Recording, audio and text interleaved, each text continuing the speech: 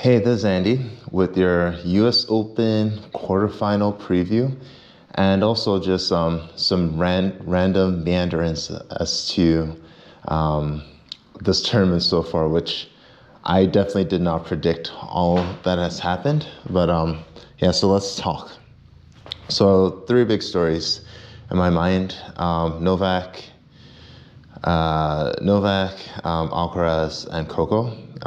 Talk about Novak and Alcaraz first.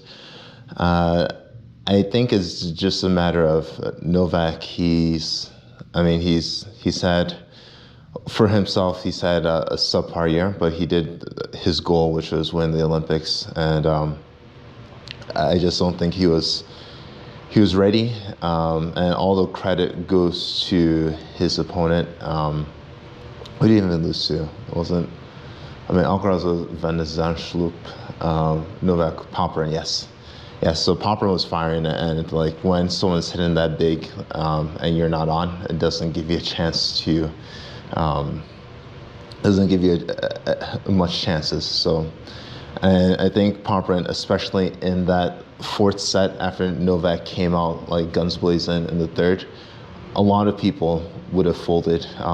Like Novak has done this several times where he's been down two sets and injured and what have you not, and still managed to win majors that way.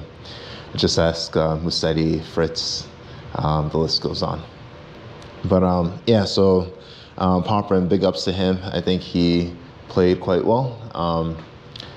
Then Carlitos, I've always said that it's so amazing that he already has, I think, 4 majors. And like, it's just been a lot of tennis. Like, French Open, I'm not sure what he did. I think he did like a 1 tune-up for Wimbledon, and he lost early, and then won Wimbledon. Then went back to clay, did the Olympics, then came to US. Then I think he had like a loss in Cincinnati, and that was when he broke his racket, the infamous racket break, which I think in my mind it's like, okay, I think we need to stop the comparisons between him and Nadal. They're obviously two different people, both great guys, but it's so funny that people have made such a big deal of the racket break because like Nadal would never do something like that. But plenty of other greats have broken rackets, so I have no problem with that whatsoever. But I think his loss to Botic, Van de Zandschulp. Botic, he's had a rough year. I think he was contemplating retiring earlier this year. And to be honest, I've never really seen the big upside with his game. But I think just watching him play against Carlitos, he was just on the gas, and like he didn't. I think at least just watch that match in isolation, like you would think that Botic were some sort of like cyborg who didn't have any emotions and just kind of played. But I think in the past I've heard like he's broken down quite a bit and hasn't been able to keep focused as much. But big ups to him for like just not letting go. And then I'll say this with regards to Carlitos. I think he needs time. This just needs a break. He's already an all-time great. He's going to be even greater. The body, the mind, everything just needs a break. Just check his quote after the match, and you can see what I mean. But one thing technical I wanted to say is that if you watch the match, you notice that Carlitos was spraying his forehands. He just seemed a little bit off, and you'd be like, before we even start this, I don't want to hear anything in the comments about why are you critiquing Carlitos' form. I'm not. I'm just mentioning something, right? So he has, to me, like in terms of the big three, his forehand resembles Federer the most, and there's a reason why I would say for junior players or aspiring players, don't copy the Federer forehand. because it's just hard. It's a hard shot. Like you're literally, it feels like your contact window is so small to hit a beautiful shot, right? But Federer and Carlitos obviously do this like 99.999% of the time, make amazing shots just because they're incredible athletes, incredible timing, etc. But what we saw in that match was he was slightly off, right? And if you're slightly off with such a precise shot, then that's when you can get balls that could spray, right? You've also seen this with Federer too. Sometimes in big points, don't let me relive this. 2019 Wimbledon against Novak? Might have been where he was up 40-15 and couldn't close it out. Or was it the 2011 U.S. Open against Novak as well, where he was up 2 match points and couldn't close it out? But it's it's one of those things where you don't change it, you just live with it. Know that you're such a gifted athlete, and that forehand is just deadly, and you're gonna have some off days. So that's my story on that. And then the last bit of I wouldn't really call this an upset, but sort of a disappointment was Coco's loss. As all of you know, I'm a huge Coco fan. And I watched some of the match, and my reactions were, after seeing the stats and kind of just seeing her form the last few months, was she just needs to hang it up for the year, and then just focus on her serve and her forehand. And one thing that was interesting that she mentioned was that in practice she could hit like 30 serves in a row. So probably a lot of this is mental, and just looking at her stroke mechanics, like I don't see anything too bad. I mean, the minor stuff, right? So when she double faults, like Shirley knows this, but she collapses sometimes. Then the toss is a little bit, she could put it a little bit more to the left to give her a little bit more room to get that kick in for that second serve. But these are all things that obviously she knows, her team knows, etc. But I think she just needs to work on it, and just call on a few things. Like I actually think she needs a new voice in her coaching circle, and whether this, I don't know how these things work, whether it means parting ways with her current coach, or just add in a new coach dedicated to forehand or serve. I mean, add a mental coach. I mean, these athletes nowadays, you have teams, and they have teams for a reason. So definitely think have an additional voice like Andy Roddick would be quite helpful. But then also, I was listening to Roddick's podcast this morning, and like also in discussion with my family, like if you look at Sabalenka, who is by far my favorite player on the WTA tour, she, like, was it 2 years ago, 3 years ago? I mean, she had those awful service woes. I mean, it's if you're looking at Coco's 19 double faults, like Sabalenka's serve was 10 times worse. Really like launching the ball out, like just, I think she might have underhand a few serves, hit some on the frame, etc. But like you see what has happened, and I think that like it almost it's almost like, you know, back in the day with the NBA, the basketball, right? You had like the players who absolutely like hated each other and like would fight each other and like would like go fist to fist, etc. And that sort of cutthroat mentality, I think, somewhat too probably in tennis. I like with Connors, McEnroe. I don't think you're necessarily friendly with your opponents or your rivals per se. But I think this day and age, like, things have changed, and you guys are gonna see where I'm going with this segue. Like, you watch like LeBron and Steph and Ant in basketball, and Katie, and you see all these players who have the utmost like love, respect for each other, and you see the camaraderie and like real like respect for each other, and I mean they're still going to compete hard, but at the end of the day, like they all are. I feel like that there's like a brotherhood within that circle, and so with tennis, like you've sort of seen similar things where you look at like Carlitos and Sinner, and they're, I mean, 1-2 rivals, right? But they still really amicable. I think they even like talk to each other before the matches when they play each other. Medvedev, all these players. So that's sort of the difference. And then the ladies' side as well. You have players who I think in general are nice, respectful, kind to each other. So where I'm going is, I think Arena is probably example number one and could give Coco maybe a few tips, and not technical tips, but just like something that only somebody who is under the spotlight, who is been literally in that situation, could provide on how to navigate through this.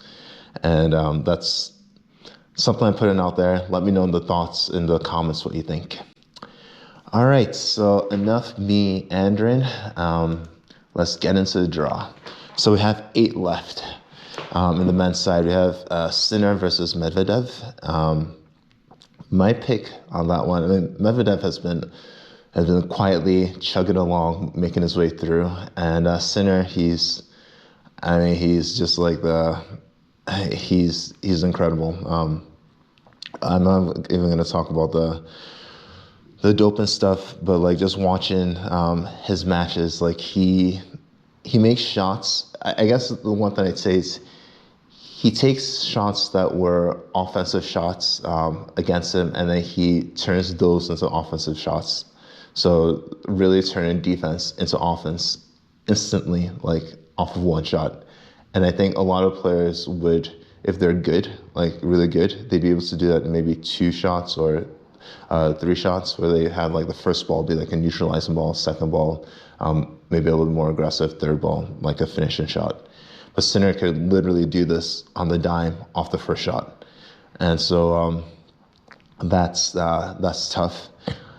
I think Medvedev, I think watching some of his, they split this year in terms of majors. Sinner was a little bit, I think he was a little bit fatigued or injured the time that Medvedev won. So I'm looking for a close match. I think it's going to come down to Sinner's sort of rally tolerance when he's off. Similar to like Carlitos, like that forehand, he starts to slap it a bit and like spray it a little bit when he's off.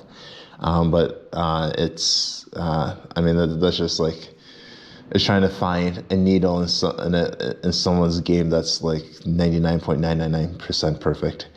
But I think for this match, I'll look for Medvedev to have clarity of strategy and probably. I'd probably still pick Sinner on this one because I think Medvedev will need to execute at an A+ level to beat him. But I think Sinner's B+, A- level should be good enough. So, and then interesting one, Draper and de Minaur. So happy for both of them. De Minaur coming off injury. Draper, like you could say his whole career has been injury. And he's playing well. Haven't watched any of his matches this time around. But yeah, I think that lefty serve, it's huge. And like he's gonna, if he could really work that 1-2 combo of pulling de Minaur out wide on the ad side and taking it to him, like to open court, coming into the net, putting it away. I think he's going to come out on top. So I'm looking for Draper to make his first semis. So we have Sinner and Draper on the top half, and Sinner's going to probably beat him to make the finals. So here we have bottom half. Fritz versus Zverev. I think that's going to come down to Zverev's serve. If Zverev's serving as he should win that match. But and this is Fritz's first time at Arthur Ashe Stadium, so I think he's been requesting Louis Armstrong for a while. So it'll be interesting. I'm picking Zverev, but my heart I want Fritz to win that one. And probably my favorite match out of the quarterfinals are Dimitrov and Tiafoe. And stylistically, this is a gem to watch. Dimitrov with his beautiful slice backhand, Tiafoe with his variety all-court game. So I think if he told Tiafoe that he were playing Dimitrov for his chance to make it to semis, like he would definitely have taken that. So, but it's not going to be easy. Grigor is seasoned. He's just been quietly making his way through as well. But I'm picking Tiafoe in that one. So Tiafoe Zverev. I'm going with Tiafoe. This is going to be a night match on Ashe if they do it in the semis, and I think Tiafoe is just going to bring the crowd with him, and the crowd is going to will him over. And we'll see how Zverev's serve comes up when you're going to have the crowd saying stuff between first and second serve. I'm pretty sure of it. So we're going to see how he holds up in the clutch. So Tiafoe and Sinner. I think that's where the road ends for Tiafoe. I'm picking Sinner to get his first U.S. Open. My heart is going with Tiafoe, but let's see what happens. I hope I'm wrong. All right, off to the ladies' side. Women's singles. Ooh, Swiatek and Pegula. That's a tough one. That's really a tough one because Jess is just super solid. I think she's due for that breakthrough. She's really due for that breakthrough. I'm gonna pick Jess, right? And the thing I'm gonna look for Jess to do is to really pin Iga. Probably pin. So work Iga's backhand a bit, which is her more solid shot, and then pin her on her forehand, right? So pin her nice, deep, low hard balls, force Iga to hit up on that forehand. And I think if she gets Iga into that sort of defensive retreating position, it's going to make it much tougher for Iga. Iga, I think, moves the best, has the best, let me put it this way. Coco moves the best on the tour, but Iga has the best footwork to produce her forehand. And so if you're giving Iga enough space, if you're giving her any sort of short balls, enough time to get that forehand into action, I mean, it's hard to combat after that, to come back. So, but I'm picking Jess. And then Beatriz Haddad Maya versus Mukova. If you've seen Mukova play, it's just a joy, a pure joy to watch. I think this is her time. I think Mukova's gonna win that one. I think Mukova's gonna beat Jess in the semis and make the final. So Mukova at the top. Then Badosa versus Navarro. So another comeback story in Badosa. I think she's been injured for a while, and I don't know. I mean, I don't know. Like, Navarro just continues to surprise me. I actually, it's funny. Earlier this year, like in January, I picked Navarro to win a major this year, and it was in a family texting group. So, I mean, she showed why she's so good in beating Coco when, like, both her and Coco didn't have her A game, but she also beat Coco in Wimbledon as well. and she's quietly made her way to the quarters. So I'm gonna look for the home crowd to lift up Emma Navarro. So looking for her to make it into semis, so beating Paula. But I think it's gonna be a close match. And then Qinwen Zhang and Sabalenka. So it's gonna be tough. This is gonna be firepower, and like they're both in form.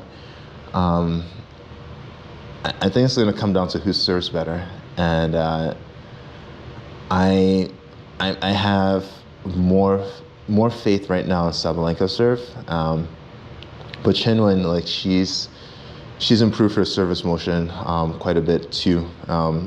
She's always had that hitch in her take back, and I'm not sure when she did this actually, but she actually reduced the toss on her serve, right? So whenever you have a hitch, like I've had hitches before, I think I have a hitch now. So when you reduce the toss, that forces you to not like stall, but to really go as smoothly as you can through the motion, right? So you see she's gotten more pop, more consistency as well. And that hitch is still there, but it's not really hindering her serve. So, but anyhow, I'm gonna pick Sabalenka for that, and then Sabalenka, Navarro. I'd be happy either way, but I'll go with Sabalenka there. So Sabalenka and then Mukova in the final. Whew. I mean, if Sabalenka is on her game, right, she should win. But I'm gonna pick the upset because Mukova is one of those players who could annoy you with her slices, with her approaches to net, with just her very solid net play. I think Mukova is going to come fired up and just really take it. So Mukova with the upset to win, and on the ladies' side, and then picking Sinner, which isn't really an upset, but Sinner to win on the guy side. So there you have it. Those are my picks. Let me know in your comments what you think about the 3 stories I mentioned at the start, and then also what my picks are. But enjoy the tennis. Again, this is Andy from Tennis with Andy. Play smart and see results.